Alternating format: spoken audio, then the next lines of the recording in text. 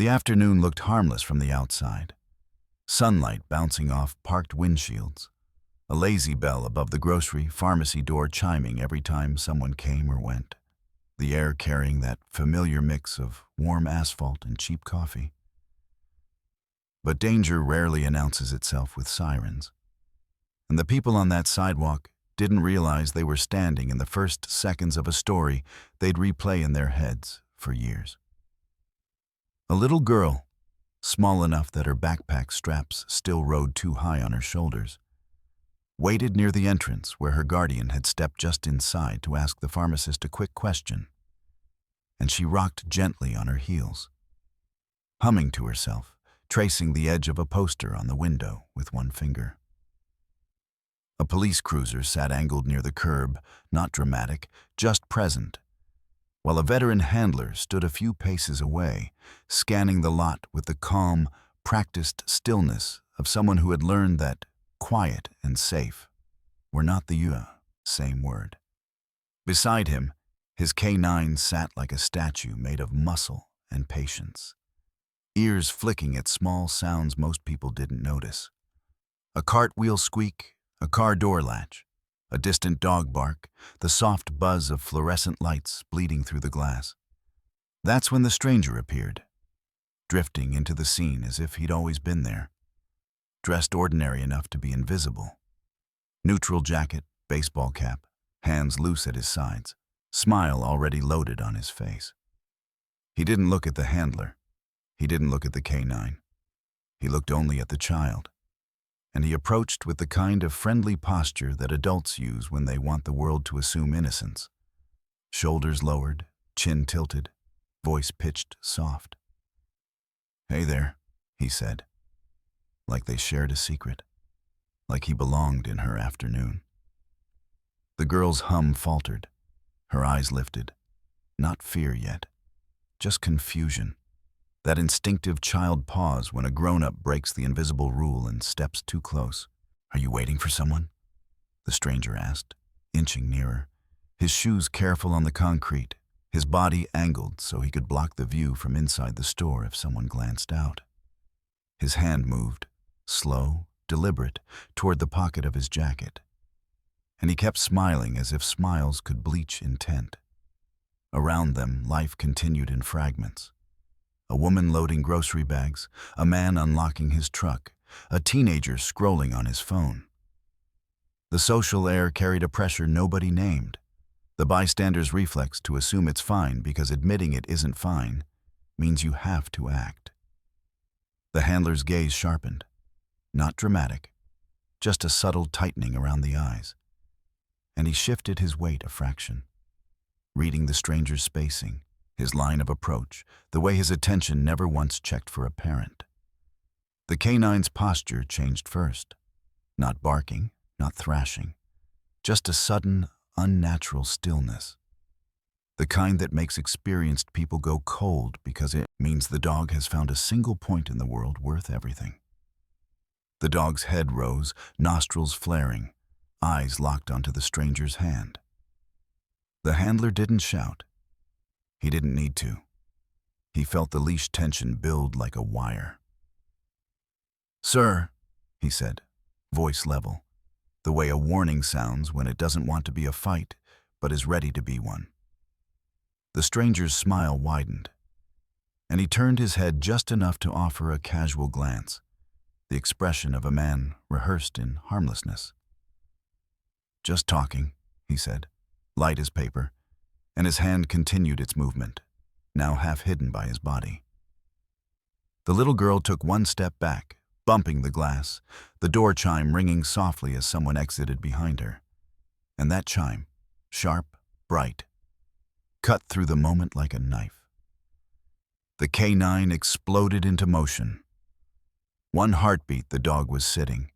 The next he lunged forward and leapt between the child and the stranger, with a force that looked like instinct, but moved with trained precision, body angled sideways to shield, paws planted wide, chest forward, head low, a growl rolling up from deep in his ribs. Not wild, not panicked, professional and final. The sidewalk froze. Grocery bags hung mid-air.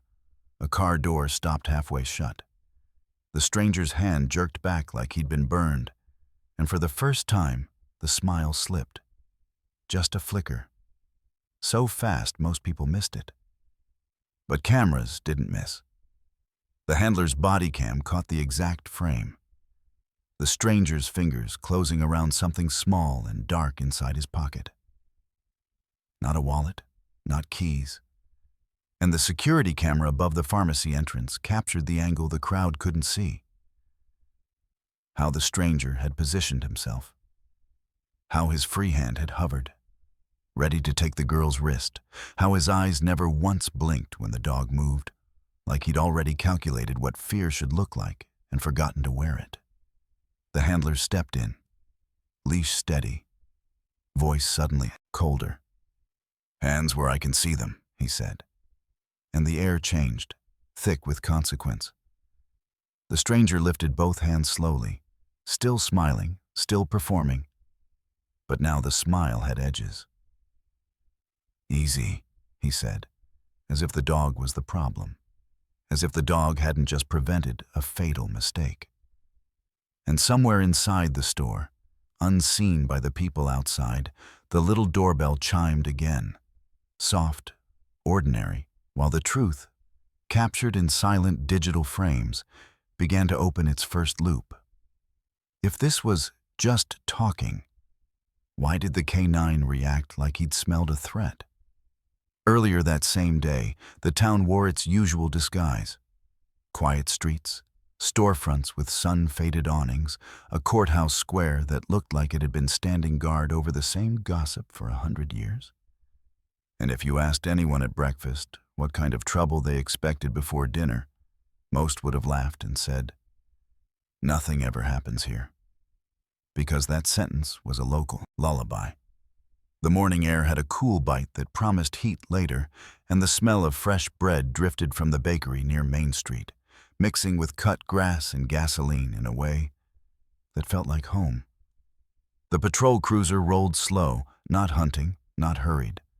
Tires whispering over pavement, patched so many times it looked like a quilt. Inside, the handler drove with one hand resting light on the wheel, posture straight without stiffness, eyes moving in calm sweeps, the way a seasoned man reads a room without making it a performance. He was the kind of veteran people recognized, even if they didn't know his story. Quiet competence in the shoulders, a steadiness in the face that came from seeing real chaos and deciding, long ago, to become the opposite of it. He didn't wear arrogance. He wore responsibility like a second uniform. In the passenger side, the K9 sat alert and composed, a disciplined silhouette against the window, watching the world with the kind of focus that made even friendly townspeople feel briefly inspected. They pulled up near the elementary school drop-off first, because the handler believed in presence more than speeches. And the dog's job wasn't only to bite and chase. It was to make the vulnerable feel protected before danger ever arrived. The dog stepped out and heeled perfectly at the handler's left side, nails clicking on the sidewalk in a steady rhythm, tail relaxed, ears tuned. Kids pointed and smiled, parents offered quick nods, and the K9 accepted gentle pats with a patience that seemed almost human, lowering his head for a toddler's small hand, then shifting his weight carefully so he didn't knock anyone over.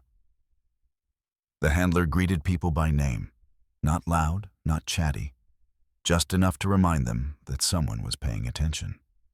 He stopped by the diner where the morning crowd gathered, the place that smelled like bacon grease and sweet syrup, where the waitresses could predict your order before you sat down. The owner leaned out the door and called, "You keeping us honest today?" And the handler answered with a faint smile that didn't quite reach his eyes. "Always," he said, and it sounded like a promise. They walked past the hardware store, the post office, the tiny park where a maintenance crew watered flower beds, and everything looked normal in the way normal can become a blindfold. But the handler didn't let normal fool him. He watched for the small fractures, an unfamiliar car idling too long, A man who turned away too fast when he saw the uniform, a pattern of movement that didn't match the town's lazy rhythm. The K9 did the same, only better. The dog's nose tested the wind, sorting scents like a language, and his eyes tracked tiny shifts most humans missed. A hand shoved into a pocket when it didn't need to be, a nervous glance toward an alley, the stiff posture of someone trying to look casual. At the farmer's market, the handler paused near a row of stalls where vendors sold honey, produce, and handmade soaps, and the K9 sat calmly as a group of children circled him in awe. One little boy held out a piece of jerky like an offering, and the handler gently shook his head. "He only takes treats from me," he explained, not unkindly. "He's working." The boy looked disappointed, but the handler knelt, letting the child see the dog's vest, the leash, the calm eyes. "That's how you keep a good dog safe," he added. "And how you keep people safe, too." It sounded like advice meant for more than dogs. They moved on, and the K9 remained steady until they reached the edge of the parking lot where a delivery van sat with its rear doors open, nobody around. The handler's gaze flicked to it, then away, as if filing it for later. But the dog stopped for half a second. Just a half, nose lifting, body tightening in a subtle brace. It wasn't a bark or a lunge. Nothing anyone else would notice. But the handler noticed, because that was the difference between civilians and protectors. Civilians look for obvious danger. Protectors look for the whisper before the scream. The handler eased a hand down to the dog's shoulder, not restraining, just acknowledging the signal. "What is it?" he murmured, more to himself than to the dog, and the K9's ears rotated toward the van, then toward a side street where a man stood in shade, watching the market too intently. The dog didn't growl. He didn't break heel. He simply stared with an unnerving precision, like a living lie detector pointed at a single truth. The handler's face didn't change much, but something inside him shifted into mission mode, the way a switch flips quietly and completely. He guided the dog forward, passing close enough to catch the man's scent on the breeze, close enough to see the man's jaw tense when the dog's eyes met his. The man looked away too fast, pretending to check his phone, and the K9's head followed the movement with unwavering focus. For a moment, the town's "nothing ever happens here" energy cracked, not with noise, but with a cold, thin awareness, like a shadow moving across sunlight. The handler kept walking as if nothing was wrong, because sometimes the best move is to let the threat believe it's invisible, to keep your calm so you don't trigger the predator before you understand what it wants. Yet as the cruiser rolled back onto Main Street, the handler's hand brushed the dashboard camera button, ensuring it was recording, and the K9 settled again, composed, disciplined, gentle, until the next time the world gave him a reason not to be. By late morning, the rhythm of the town shifted into its everyday errands, and that's where the little girl entered the story, not as a symbol or a prop, but as herself. Bright in the ordinary way children are when the world still mostly makes sense. She walked a few steps ahead of her guardian down the sidewalk toward the grocery pharmacy, backpack bouncing lightly against her shoulders, sneakers scuffing with careless confidence, counting the cracks in the concrete like it was a private game she'd invented and perfected. She knew the rules she'd been taught. Don't talk to strangers. Stay where people can see you. Wait by the door if an adult steps inside. But she also carried the small, growing pride of someone trusted with minor independence, the kind that comes from being allowed to walk ahead instead of holding a hand. When they reached the entrance, her guardian paused, realizing they'd forgotten to ask about a prescription refill, and gestured toward the door with a familiar look. "Right here," they said. Not worried, not rushed. The girl nodded immediately, polite and serious about it, and took her post near the glass, standing just to the side so she wouldn't block anyone, exactly the way she'd been taught. She rocked gently on her heels, humming under her breath, eyes tracing reflections in the window, cars sliding past, clouds drifting overhead, her own faint outline layered over shelves of vitamins and greeting cards inside. She wasn't bored. She was content, wrapped in that small kid bubble where waiting is just another part of the day, not something to resent. When an older woman exited the store, the girl stepped aside without being asked and offered a quiet, "Excuse me," earning a smile and a distracted thank you. And that tiny exchange mattered because it showed what kind of kid she was. Aware, courteous, used to moving through the world without being invisible. She adjusted the strap of her backpack, glanced back through the glass to make sure her guardian was still there, and then returned to her observation of the parking lot, noting a bird hopping near a shopping cart and wondering briefly if it would fly away before she counted to 10. From a distance, she looked like any other child waiting for an adult. And that normalcy was precisely what made her vulnerable. Not helpless, not naive, just young enough that her trust in routine could be misused by someone who understood how quickly moments could be stolen. She didn't cling to the door or fidget with fear. She stood calmly, because nothing in her experience told her this was a dangerous place to be. The grocery, pharmacy was familiar, the sidewalk busy, the morning bright. She knew that if someone spoke to her, she should answer politely but keep her distance. And she believed, because she'd been taught to believe, that grown-ups generally followed the same rules she did. When a delivery truck rolled past too fast and splashed a shallow puddle, she laughed softly and hopped back to avoid the spray, quick on her feet, alert in a way that came from curiosity, not suspicion. She noticed the police cruiser parked nearby and felt that small, comforting lift kids feel when they see uniforms associated with safety, even if they don't fully understand why. She didn't stare. She just registered it as part of the scene, like the lamppost or the crosswalk sign. Inside the store, her guardian leaned over the counter, mid-sentence, unaware that this ordinary pause, the brief separation, the few feet of space, was the thin opening that danger looks for, the kind that doesn't require force, only opportunity. The girl shifted her weight again, smoothed her shirt without thinking, and waited, dignified in her small independence, unaware that somewhere nearby an adult mind could see her not as a child standing safely in public, but as a moment to exploit, a calculation to test, and that the only thing standing between those two interpretations of the same scene was a line that had not yet been crossed. The shift happened quietly, the way real danger prefers it, slipping into the edges of an ordinary moment until it felt almost rude to acknowledge it. And that was why the stranger's return didn't trigger alarms right away. Just a faint sense of repetition that didn't belong.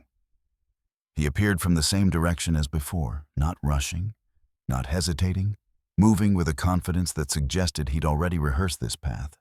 And if anyone had been asked later where he came from, they would have shrugged and said they weren't sure.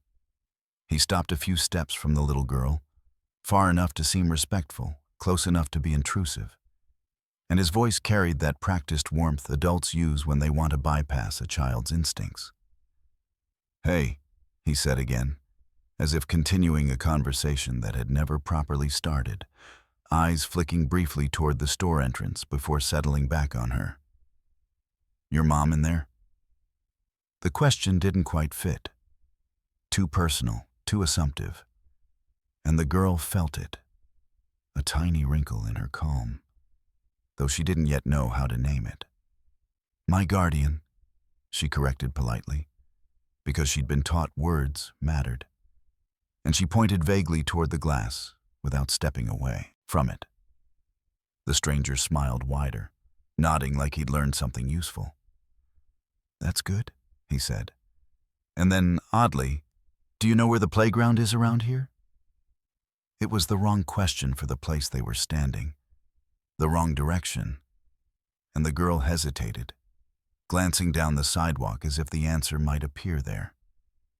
It's that way, she said uncertainly, gesturing without commitment. He took a half-step closer, angling his body so he blocked the door just enough to narrow her view inside.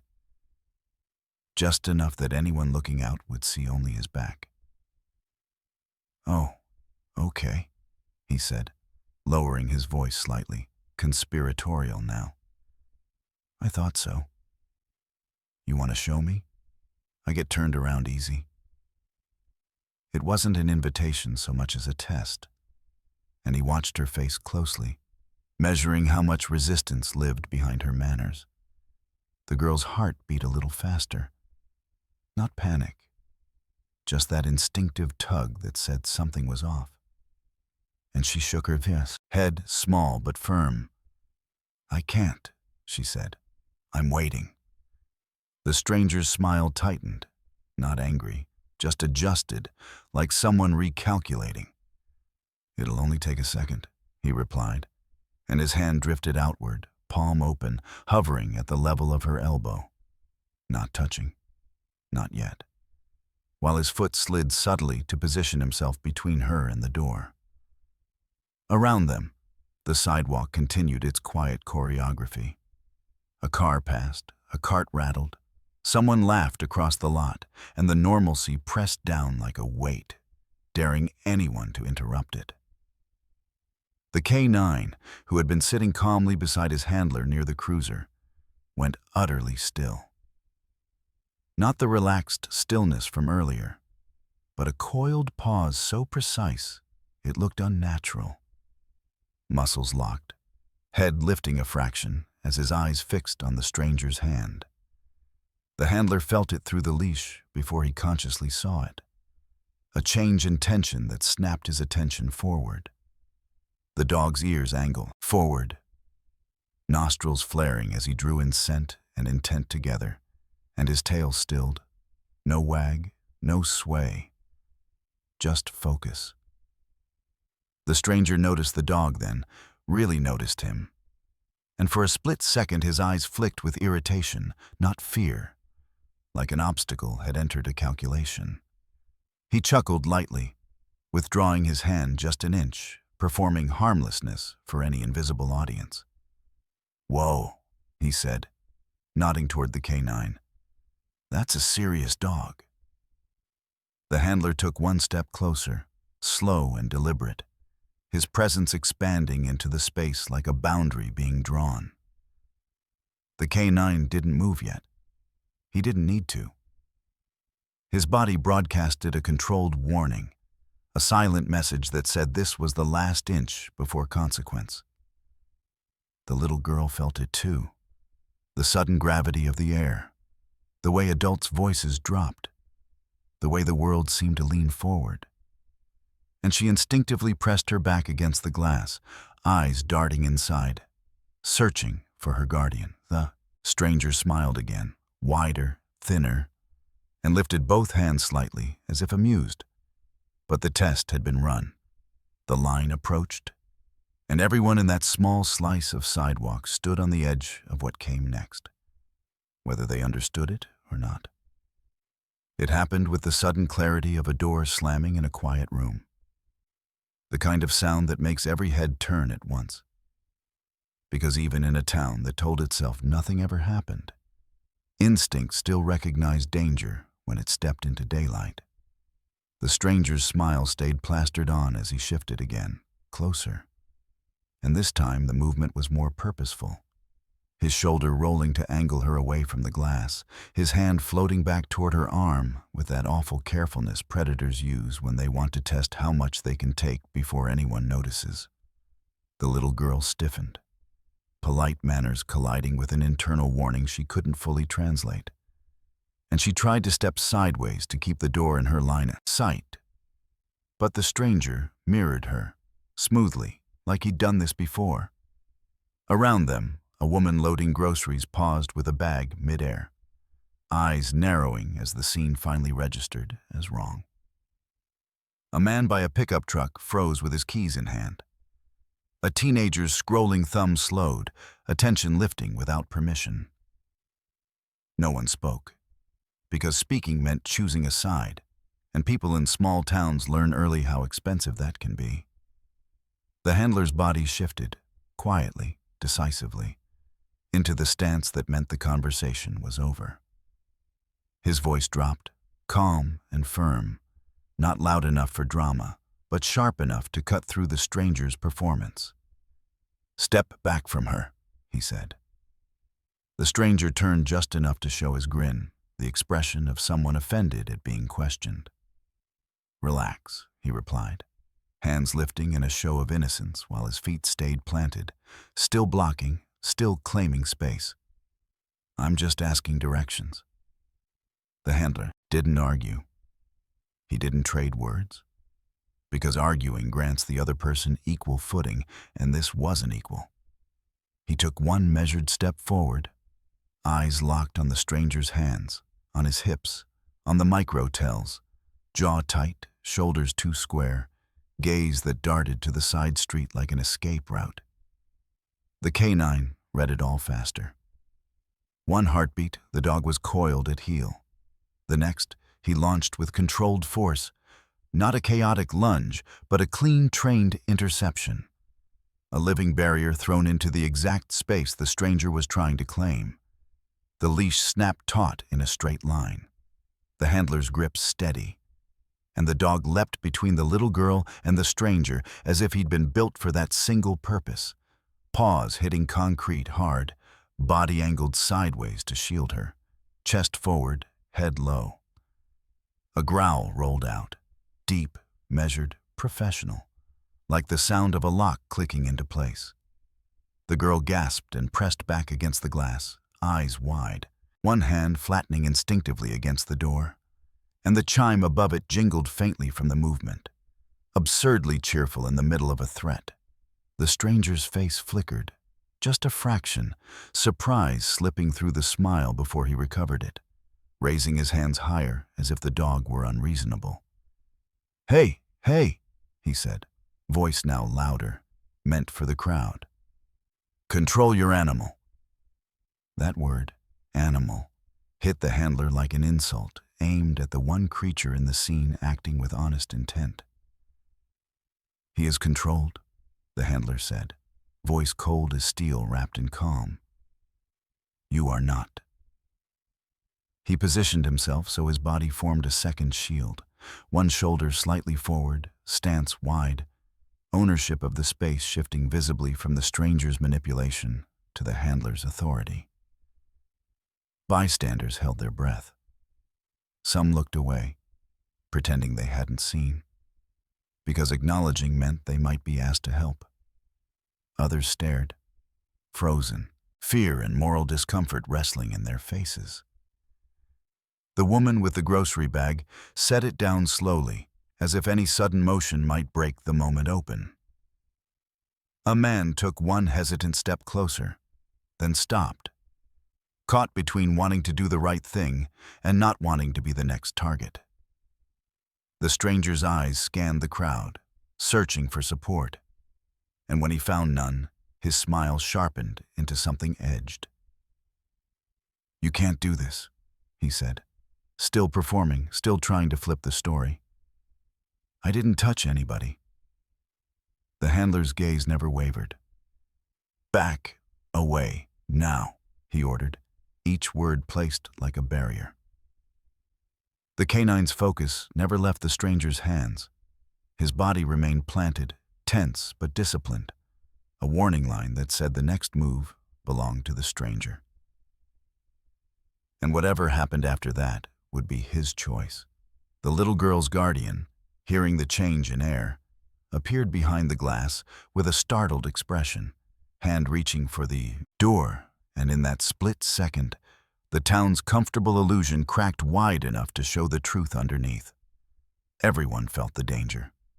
Everyone saw the dog's leap, and everyone understood, without saying it, that this wasn't a misunderstanding. It was a test. And the stranger had just made a fatal mistake by running it in front of the wrong protector. The scene didn't end with applause or an instant confession, because real life rarely ties itself into a neat bow on the sidewalk. Instead, it splintered into that tense limbo where everyone pretends the danger is already over, just because nobody got dragged screaming, and the handler understood that, wow, that was the most fragile moment of all. The stranger backed up one slow step, then another, hands still raised like he'd been wronged, and he kept talking in that too loud voice designed for witnesses. "This is ridiculous," he said, letting the words carry. "I asked a kid where the playground is, and your dog tries to eat me." His eyes flicked toward the guardian as they burst out the door, protective panic written across their face, and the guardian snatched the girl close, whispering, "Are you okay?" While the girl nodded fast, still wide-eyed, still trying to understand how a normal errand had turned into a storm. The handler didn't let the stranger's performance steer the narrative. He kept the K9 anchored, calm at the end of the leash, and he lifted his radio with the smooth efficiency of procedure. "Dispatch," he said, voice measured. "I need a unit to my location. Potential child luring attempt. Subject is male, adult, cap and jacket, standing on the north side of the pharmacy entrance." The stranger scoffed, spreading his hands wider. "Child luring? Are you kidding me?" he demanded. And a couple of bystanders flinched at the escalation, eyes darting away, as if looking directly at the truth might implicate them. The handler's gaze stayed on the stranger's pockets and hands, because the dog's earlier focus still rang in his mind like a bell. Stillness, then lock on, then warning. The dog didn't react to vibes. He reacted to threat. A moment later, the radio crackled back with the familiar voice of a local dispatcher. Tired, casual, too used to calls about loose dogs and parking disputes. "Copy," she said. But then the tone shifted into that minimizing groove small-town systems fall into when they don't want paperwork. "Is anyone hurt?" The handler's jaw tightened slightly. "No injuries," he answered. "But I need an ID check, and I need this subject held here until we canvass the area and pull footage from the pharmacy and any nearby cameras." There was a pause, just long enough for the handler to feel the weight of bureaucracy settling onto the moment like dust. "If he didn't touch her," the dispatcher replied carefully, "I don't think we can detain him for being weird." The word landed wrong. Weird. As if predators announced themselves with neon signs. As if a child being cornered in public was an eccentric misunderstanding. The handler's eyes narrowed, not with anger, but with the controlled frustration of someone who had watched consequences bloom from probably nothing before. "He positioned himself to block the entrance," the handler said, speaking clearly so the body cam would catch it, so the record would hold. "He attempted to guide the child away from visibility. My K9 intervened. I'm requesting a second unit and supervisor response." The stranger laughed sharply, turning his head to the crowd like he was the victim in a comedy. "Hear that? Supervisor response, because I said hello." A couple of people shifted uncomfortably, wanting to melt into the background, and one older man muttered, "Come on, officer. Maybe it's just a misunderstanding." But his voice lacked conviction, like he was trying to protect the peace more than the child. The handler didn't argue with the bystanders either. He'd learned that fear often wears the mask of reasonableness. He stepped slightly to his left to keep the stranger in front of him and the child behind him, maintaining that protective geometry that didn't look dramatic but changed everything. "Sir," he said to the stranger, "I'm going to need to see your identification." The stranger's smile thinned. "I don't have to show you anything," he replied. and his shoulders lifted in a shrug that tried to look casual but carried that subtle defiance of someone who believed the system would protect him. The handler held his gaze. "In this situation, you do," he said, voice low enough that it didn't feed the stranger's need for an audience, firm enough that it didn't leave room for negotiation. The radio crackled again, this time a supervisor's voice, familiar, weary. "What's going on?" the supervisor asked. And before the handler could answer, the dispatcher cut in with a summary that already sounded like a dismissal. "He's got a guy outside the pharmacy," she said. "Says he was talking to a kid. No contact." K9 got excited. K9 got excited, like it was a tantrum, like it was misbehavior. The handler felt a flare of cold irritation, and he answered quickly, correcting the frame. "Negative," he said. K9 indicated threat. "Subject attempted to isolate a minor. I want footage pulled now. I want the parking lot canvassed for a vehicle. I want to know if he's alone." He looked around as he spoke, scanning for the delivery van from earlier, for the man in shade, for any face that looked too interested. The stranger's eyes followed his, and that tiny mirroring told the handler even more. Predators don't just watch children. They watch exits, allies, cameras. The supervisor sighed through the radio, already sounding annoyed at paperwork. "Listen," he said, "if he didn't touch the kid, we're not locking anyone up for a conversation. Get his name if he'll give it, then clear the scene." The handler's stomach tightened, because he could almost see the future that order would create. The stranger walking away, smiling. The town swallowing the moment. The child learning that adults don't always step in, and the predator returning smarter next time. The handler's voice stayed calm, but it hardened at the edges. "Sir," he said into the radio, "with respect, I'm not clearing this scene until we verify identity and preserve evidence. The cameras are up. The footage exists right now. If we don't pull it now, it disappears." He shifted his stance again, subtly blocking the stranger's path, and the K9 matched him, body still, eyes locked, a living line that said no. The stranger's smile faltered for the first time into something closer to annoyance, and his gaze slid toward the street as if calculating whether he could bolt. The handler saw it and tightened the leash just enough to be ready. Behind him, the guardian held the little girl tighter, whispering reassurance, and the little girl's eyes kept darting between the dog and the stranger with a dawning realization.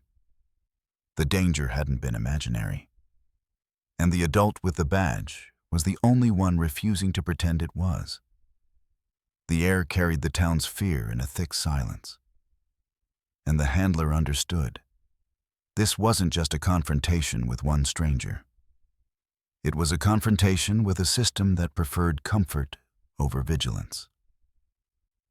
And he wasn't going to let probably nothing be the reason this child became a headline later. The first real break in the town's comfortable denial came not from a confession or a hero speech, but from the cold, indifferent honesty of a screen. The handler didn't wait for permission to evaporate into later. He moved like someone who understood time was evidence's enemy, guiding the guardian and child back inside the store with a quick, steady instruction: stay with the pharmacist, stay visible. And then pivoting to the manager with a kind of calm authority that made people cooperate even when they were scared. "I need your camera feed," he said, showing his badge and keeping his voice low so the stranger outside wouldn't hear the plan. The manager, pale and tight-lipped, hesitated the way small-town folks hesitate before stepping into trouble, but then looked at the little girl clinging to her guardian and made a decision. "Back office," she whispered, motioning him through a doorway behind the counter. The handler kept the K9 close, not because he needed intimidation, but because the dog was an anchor, a living assurance that if the threat moved again, it would be met. In the cramped office that smelled like toner and stale paper, the manager tapped keys with shaking fingers, pulling up the security interface. The monitor flickered, then resolved into the grainy, high-angle view above the entrance. Mers. Sidewalk, the postered window, the thin line of shade where the stranger had approached. The handler leaned in, eyes narrowing, and the world outside grew silent in his mind as he watched the scene unfold, frame by frame. On video, the stranger's friendly approach looked different. More predatory, more geometric. He didn't wander in, he beelined. He didn't stop at a socially normal distance. He closed to within arm's reach while keeping his body angled to block sightlines from inside. His head dipped at the exact moment the guardian stepped away. His hand drifted toward the girl's elbow at the exact moment a shopper exited, the door chime masking the shift, using the noise as cover. Timing like that wasn't luck. It was practice. The handler rewound again, watching the stranger's fingers, how they disappeared into the jacket pocket with deliberate precision, not like someone reaching for a phone or loose change. The canine's leap, captured from above, was clean and surgical, a trained interception into a wedge of space that had been closing around the child. The handler's jaw set. "Zoom," he said, and the manager enlarged the image until pixels broke apart. But the movement remained unmistakable. The stranger's hand came out of the pocket a fraction, and for a blink, one frozen frame. You could see the dark edge of something small, rectangular, not a wallet. The handler didn't name it yet, but his instincts screamed, tool, not accessory. Then the second detail surfaced, the part that made the hair rise on the back of his neck. In the corner of the frame, across the lot, a vehicle sat parked in a space that should have been ordinary. An older SUV with tinted windows, positioned not for convenience, but for a view. The handler hadn't noticed it in the rush because it blended into normal, but the camera did. And the camera caught the moment the stranger approached the girl. A faint flash from inside the SUV like a screen lighting up. The handler replayed it twice, slower. There, just before the stranger stepped in, his head tilted almost imperceptibly, as if he'd received a signal, and at the same time the SUV's driver's side window lowered a few inches, then rose again. Not enough to speak through, just enough to send something, sound, a gesture, a cue. The handler felt the pieces click together with sick clarity. This wasn't a random creep improvising in a parking lot. This was coordinated. He scrubbed the footage back and watched the stranger's left hand, the one not reaching toward the girl. It lifted briefly, knuckles near his collar, fingers brushing a spot just under the cap brim, an absent motion that could be nothing, or could be someone adjusting a tiny earpiece. The manager swallowed hard. "Is that?" she started, but couldn't finish. The handler didn't answer yet. He paused the video at the moment after the K9 stepped in when the stranger backed up, hands raised, performing innocence. Something fell from his pocket as he moved, small and pale, tumbling once on the concrete near the edge of the sidewalk. The camera caught it bouncing and rolling toward a drain. The handler's eyes locked onto that speck like it was a bullet casing. "Rewind," he said sharply. And the manager did. The object flashed again, too quick to identify clearly, but its shape looked like a thin piece of plastic or metal, something clipped, something wearable.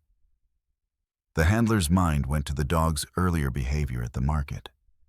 The stillness, the focus on a particular person in shade, and the unease hardened into certainty. He stepped away from the screen and spoke into his radio, voice now stripped of negotiation. "Supervisor, I have video," he said. "Subject used positioning to block visibility and attempted contact with a minor. There's a secondary vehicle across the lot, tinted SUV, likely a spotter. We also have a dropped object at the entrance, possible device. This is coordinated." The radio crackled back with a skeptical exhale, but the handler didn't care anymore. Skepticism couldn't erase pixels. He turned to the manager. "Save that footage," he ordered. "Right now. Export it. And do not let anyone delete anything. If your system overwrites, I need it pulled today." The manager nodded, hands trembling as she clicked through menus, and the handler moved toward the door, K9 at heel, his calm now carrying an edge of urgency that hadn't been there before. Outside, the stranger was still there, still smiling, still acting like the whole thing was a misunderstanding. Yet the handler could now see the lie behind the smile, the plan behind the posture, and the presence of that SUV in the corner of the frame turned the sidewalk incident into something bigger, something organized. The air in the store felt colder than it should have. And as the handler stepped back into the sunlight, he realized the town's favorite sentence, "Nothing ever happens here," wasn't just wrong. It was the cover that made this possible. Across town, behind a door that stayed shut during business hours and a set of blinds always angled just enough to keep eyes out, the story was already being rewritten by people who understood that truth didn't disappear on its own. It had to be handled. The room wasn't glamorous. It didn't need to be. It was the kind of small municipal conference space that smelled faintly of old coffee and copier heat. With a cheap seal on the wall, a stack of folders no one ever seemed to open, and a single long table where decisions got made under the soft cover of process. Two men and a woman sat there, as if they'd been waiting for this call all morning, faces composed, voices low. One of them held influence the way some people hold cash, quietly, casually, with an assumption it would always be accepted. He wore a clean button-down, no tie, and the kind of smile that tried to project reasonableness while cutting the legs out from under anyone who stood in his way. "We need to get ahead of this," he said, tapping his finger on the table in a slow, controlled rhythm, like he was setting the pace for everyone else's thoughts. A second person, a local official with a folksy veneer and a practiced sigh, leaned back in his chair, rubbing his forehead as if the town's problems were just headaches that came and went. "It's already making noise," he replied. People saw the dog jump. Phones were out. The woman, who had the sharp eyes of someone who lived in numbers and optics, slid a printout across the table, a screenshot someone had grabbed from a shaky video already being texted around. In the frame, the K9 was mid-intercept, all disciplined power. The stranger's hands raised in feigned innocence, the little girl pressed to the glass. "That image," the woman said, voice flat, "is a PR wildfire if it spreads without context." The influential man nodded, as if he'd expected exactly that. "Then we provide the context," he said. "A misunderstanding, overreaction, a well-meaning officer whose dog got excited." He delivered the word with a faint shrug, the same minimizing language that had already seeped through dispatch, and it landed like a script being handed down. The folksy official hesitated, not because he disagreed morally, but because he feared inconvenience. "But there's footage," he said, weaker now. "Security cameras, body cam."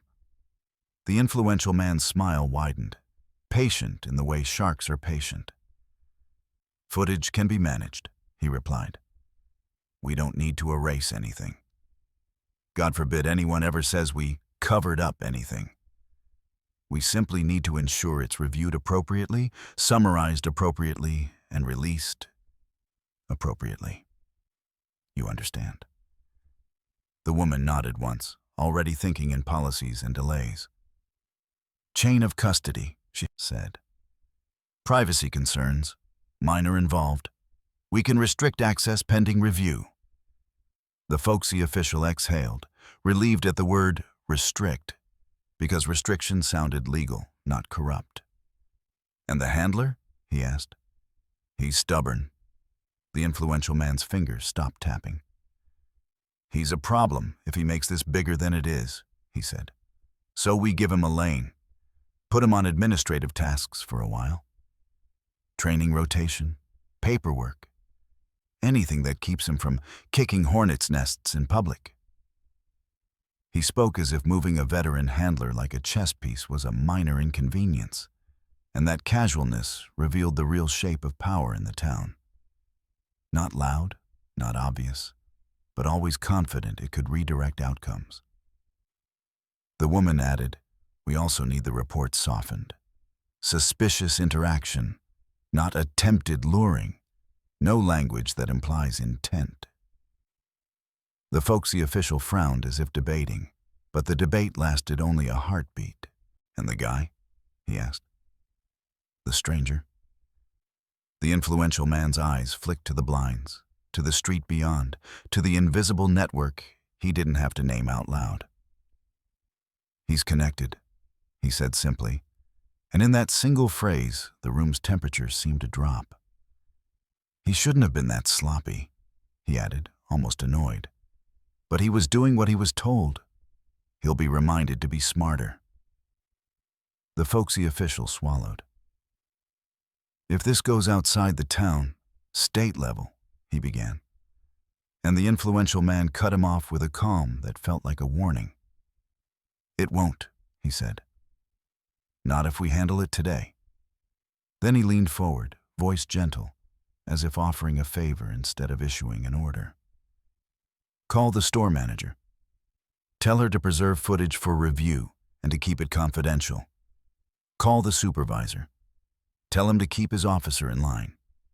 And if the handler keeps pushing—" He paused, letting the implication hang like smoke. "Then we make him the story." In that closed room, the plan wasn't to prove innocence or guilt. It was to control narrative, to keep the town asleep, to protect the machinery behind the face of normal. And while sunlight still shone on the pharmacy sidewalk, a wider protection network quietly shifted into motion. Because the stranger wasn't just a lone creep who got caught.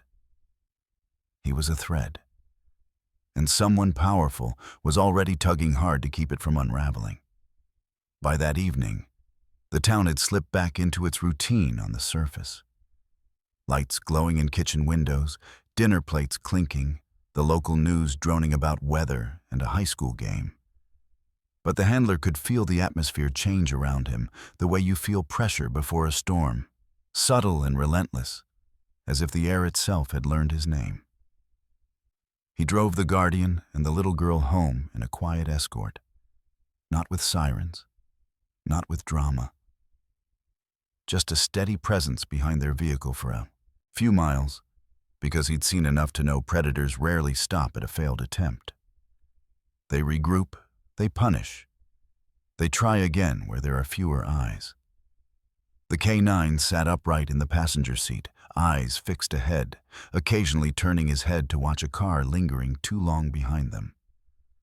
At the family's small house near the edge of town, the handler walked them to the porch, scanning the street, noting the way a neighbor's curtains moved, noting an unfamiliar sedan parked half a block away with its engine running and no one getting out.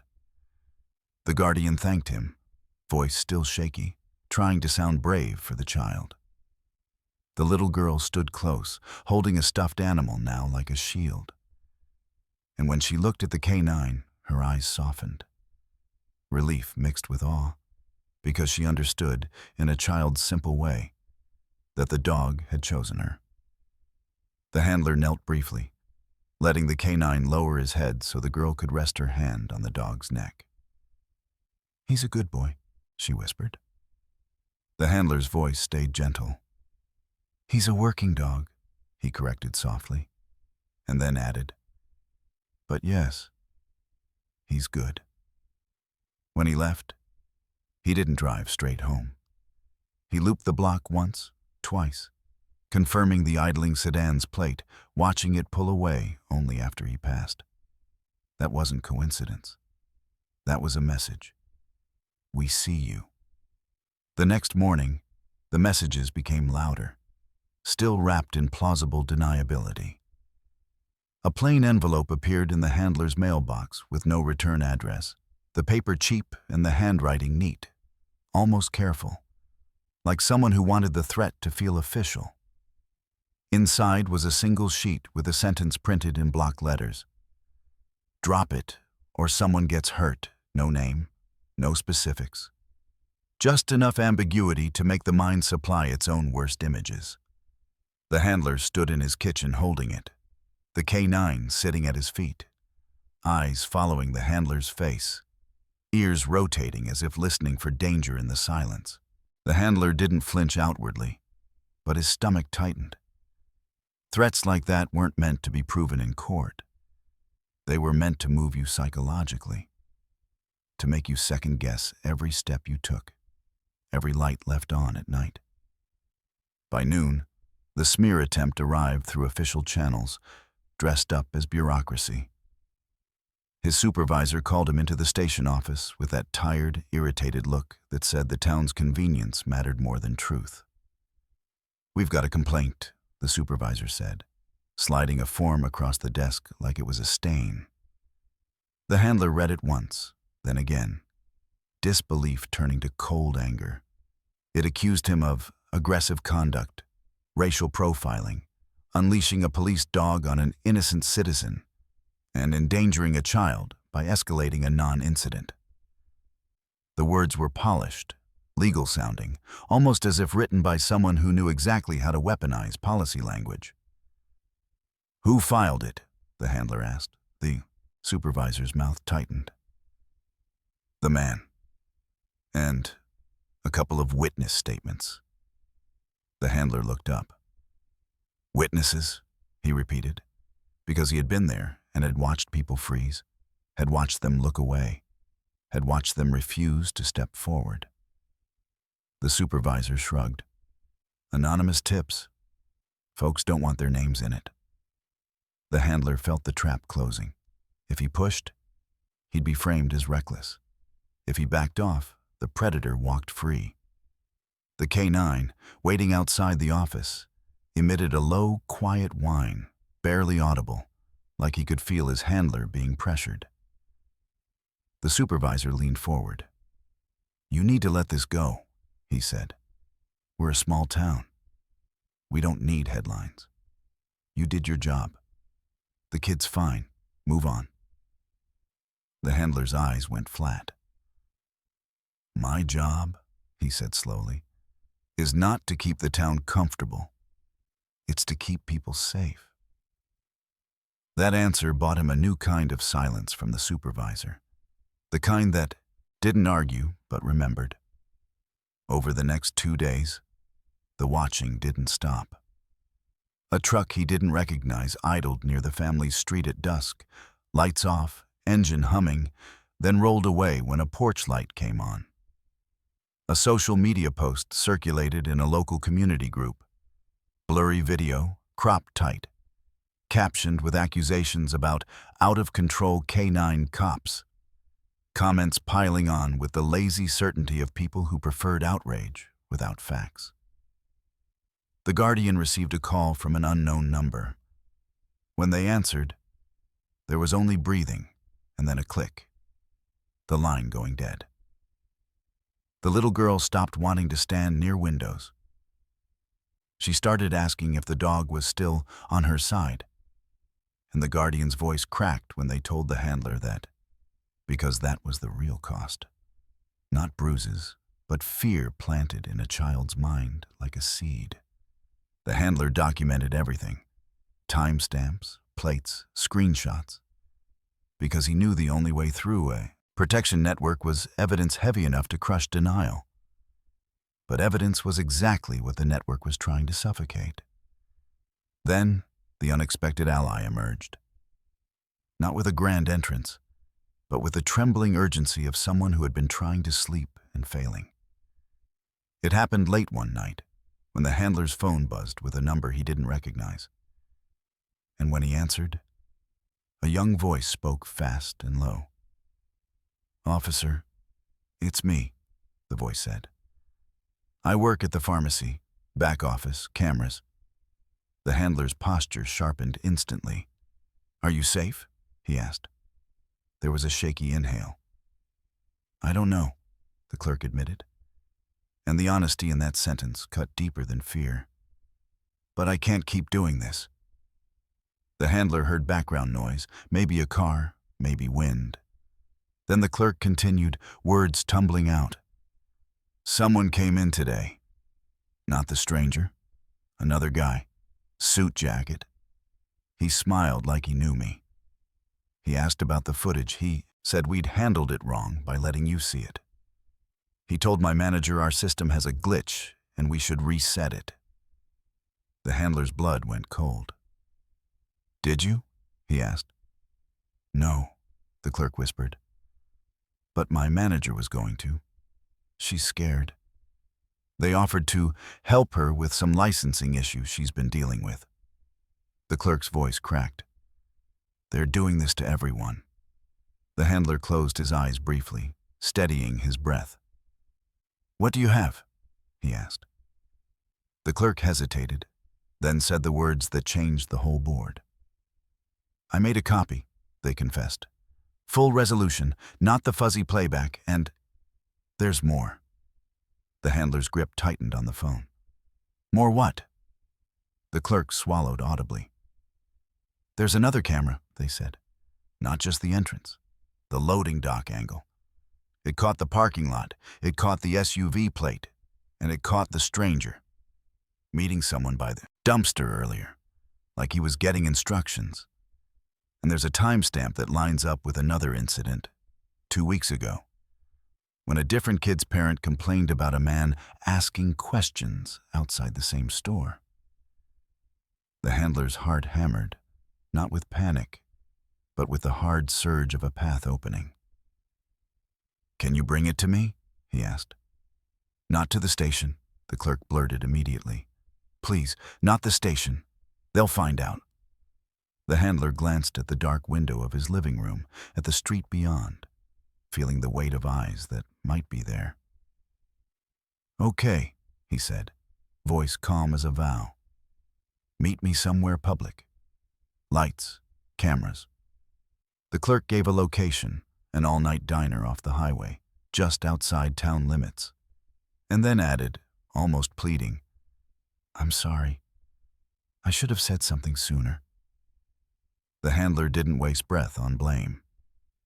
"You're saying it now," he replied. "That matters."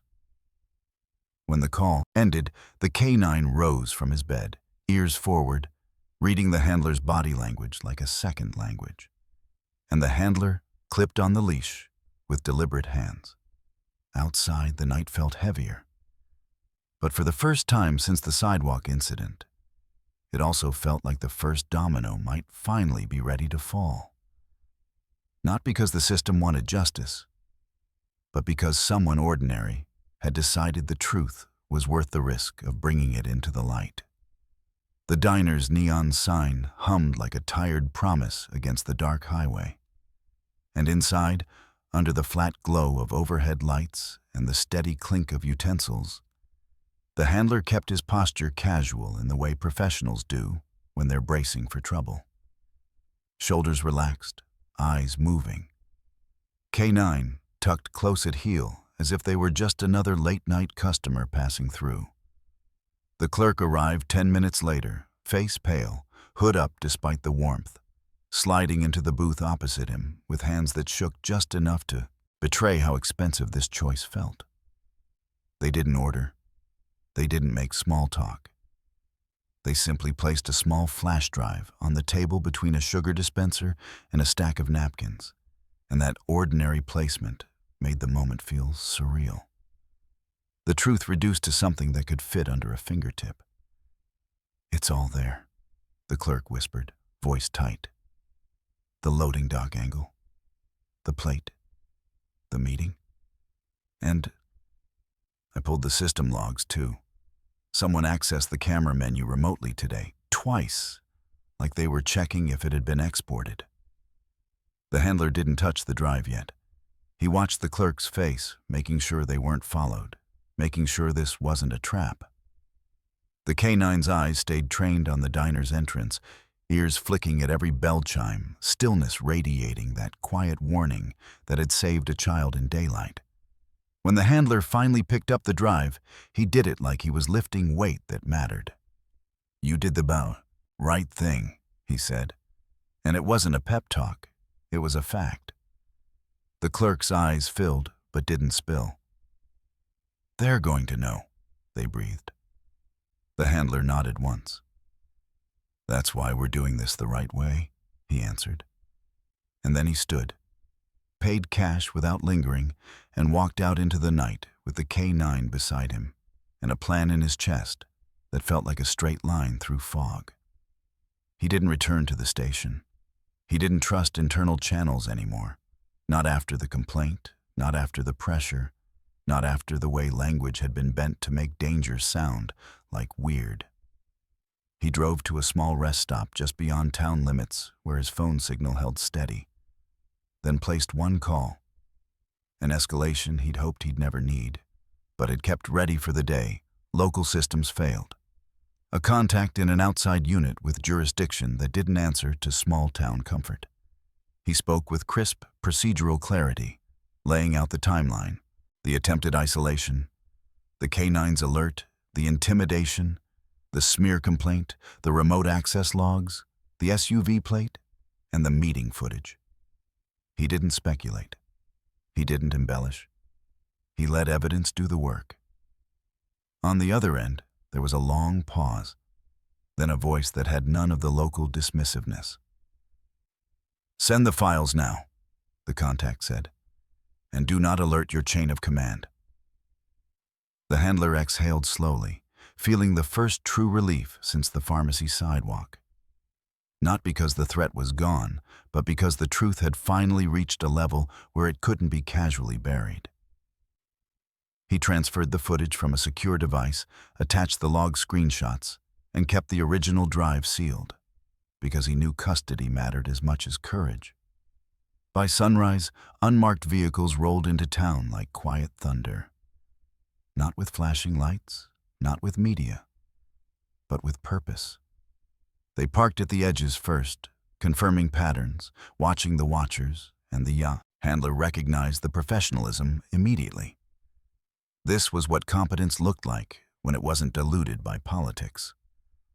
The first domino fell at 9:17 a.m., and it fell in silence.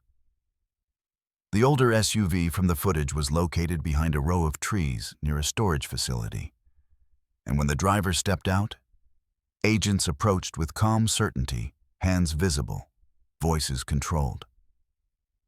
There was no chase, no spectacle, just the tightening of accountability around a man who had assumed his tint and distance made him untouchable. He was detained, then questioned, and within an hour, the second domino followed. The stranger from the pharmacy sidewalk was picked up outside a rented room at a motel off the highway. The same cap, the same neutral jacket, the same smile that faded when he realized the audience had changed. The handler watched from a distance, not gloating, not triumphant, just steady, because this wasn't about winning a confrontation. It was about preventing a child's life from splitting into before and after in the worst way. The dominoes kept falling, faster now, because networks crumble once evidence pierces their illusion of secrecy. A laptop was recovered with messages that weren't dramatic, but were damning. Coordinates, times, notes about easy spots, and references to the store and the kid with the backpack, written with the detached tone of planning. A local official who had insisted it was bad publicity found themselves answering questions they couldn't shrug away. and the tone in the interview room didn't allow folksy smiles to soften consequences. The pressure that had been applied to the store manager was documented. The remote access logs became a clear thread. The fake complaint against the handler was traced back through IP addresses and a proxy account tied to someone who thought anonymity was armor. By midday, the people in the closed-door room, the ones who had spoken about context and review and restricting, were suddenly learning what it felt like to be on the wrong end of procedure. There were no shouted confessions, no sensational headlines in the moment, just controlled steps. Warrants served, phones seized, statements recorded, and a chain of accountability built with patient precision. The handler was interviewed too, and for the first time in days, he felt listened to rather than managed. When an agent asked why he'd refused to clear the scene, he answered simply, "Because my dog told me the truth before anyone else was ready to see it."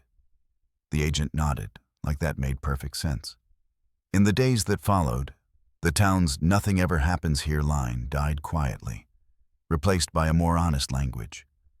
One that admitted that safety isn't a vibe, it's work. And work sometimes exposes rot people didn't want to acknowledge. The guardian and little girl were given support, not just assurances. Security checks, a direct line to outside investigators, and a clear explanation, age-appropriate, that the danger had been stopped because someone paid attention.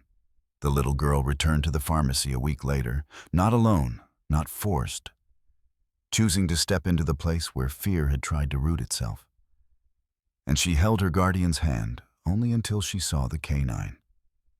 The dog sat calmly, tail relaxed, eyes soft now. And when she approached, she asked permission the way she'd been taught. The handler nodded, and the girl placed her hand on the dog's neck again, this time without trembling. "You were brave?" she whispered. And the handler felt something tighten behind his ribs, an emotion he didn't indulge often. Because bravery, he knew, isn't loud. It's a choice made in a moment when everyone else goes still. The community began to repair in small, realistic ways. The store added clearer camera signage and improved lighting. The school held a safety talk that didn't trade in panic, but in practical awareness. Neighbors started looking up when strangers lingered and started calling when something felt wrong instead of swallowing it to keep the peace. The clerk who had delivered the drive didn't become a celebrity. They simply returned to work with a quieter spine, and the handler made sure they were acknowledged privately by the right people. Because courage doesn't need a spotlight. It needs protection. As for the handler, the smear complaint dissolved under scrutiny, replaced by formal commendation that didn't feel like a reward so much as a correction of the record. And his supervisor's posture changed overnight. Less dismissive, more cautious. Because power shifts when consequences arrive. On a cool evening not long after, the handler walked the K9 through the small park near Main Street, the same path they'd taken before everything cracked open. And the town looked almost the same. Kids laughing, a couple pushing a stroller, streetlights warming the sidewalks. But the handler knew it wasn't the same. Not really. The town had been shaken awake, and that clarity, painful as it was a kind of restoration.